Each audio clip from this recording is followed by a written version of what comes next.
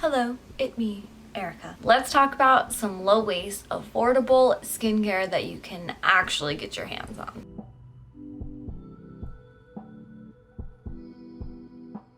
First things first, timestamps will be in the description box down below because you know why you're here and I'm honestly just as impatient as you. But if you're feeling a little bit slower today and would like to support me, go ahead and follow me on Instagram, subscribe to this channel, and maybe check out my zero and low waste playlist that I already have created. And now, let's start off with my skin history. Anyway, I've been watching a lot of that TikToker that does like the princess tiaras and yeah. So growing up, I had super oily skin, and I later found out that I actually have dry skin or normal to dry skin, but I was just putting the absolute worst things on my skin for it, and that's why it was overproducing oil and becoming an oily mess. I was putting things like Proactive on it. Don't do that. Also, my skin is super sensitive, and I've sort of always known that, so I don't really know why my mom had me put something as strong and intense as Proactive on my sensitive skin, but it happened. So I had super bad acne like all through middle school and kind of the start of high school. Then I discovered Curology, and while Curology is not necessarily a zero or low waste option, I'm still going to recommend it to you guys because honestly I think that confidence and feeling confident in your own skin and having a healthy, beautiful skin is more important than saving the planet. You know, you can save the planet in other ways, you can reduce your waste in other ways.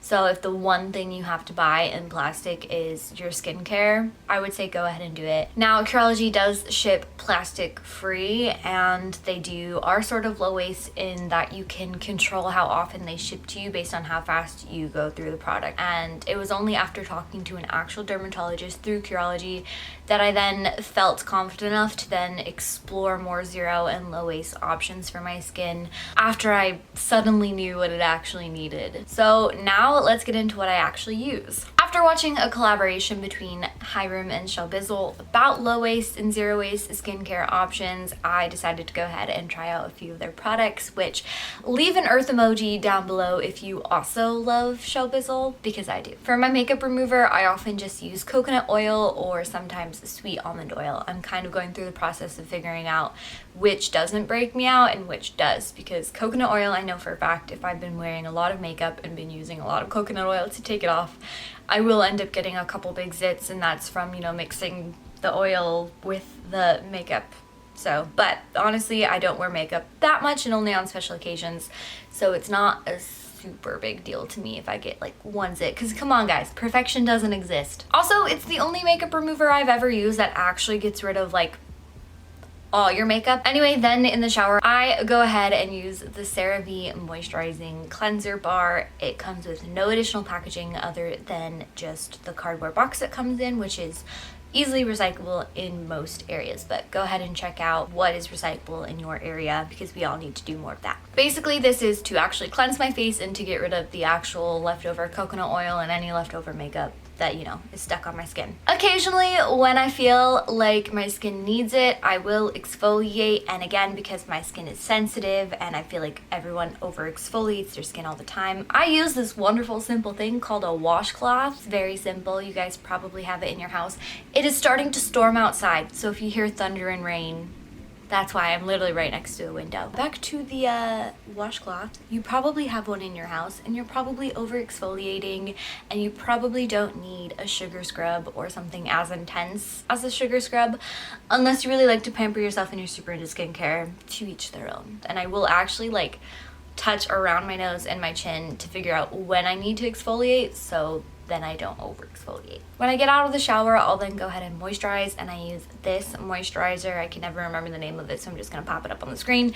But yes, it does come in plastic packaging, but again, zero and low waste was supposed to be for big corporations, not for us, and I buy the bigger packaging, which means it's not only cheaper per ounce for me, but also I'll have to buy it less, which means I'm ordering or consuming less plastic in general, and this is actually a decent size that I can use this for like propagation for my plants and all that good stuff. And again, maybe do some research on the recyclability of plastic. I'll link down a video in the description about the recyclability of plastic, and it might blow your mind. So if you're interested in, check that out. If I'm in the mood and feeling like super fancy, I will go ahead and use my safety razor to shave my face, mostly around just like my cheeks. And that's like if I'm going to go wear makeup for a special occasion and I want it to go on like extra smoothly, you know, stuff like that. But most of the time I don't do that, but still I use a safety razor.